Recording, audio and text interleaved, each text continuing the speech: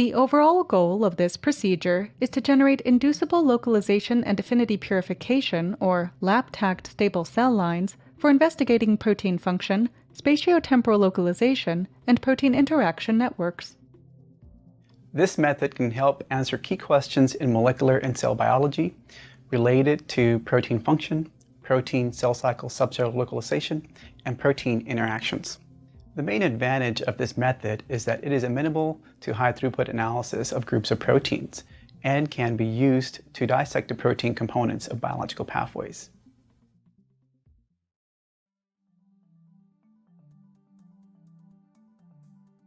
To begin this procedure, clone the open reading frame of the gene of interest into the lab-tagged vector and transfect it into HEK293 cells as described in the text protocol.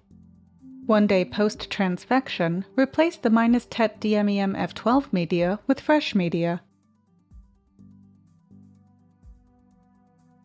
2 days post-transfection, split the cells to 25% confluence. Allow the cells approximately 5 hours to attach.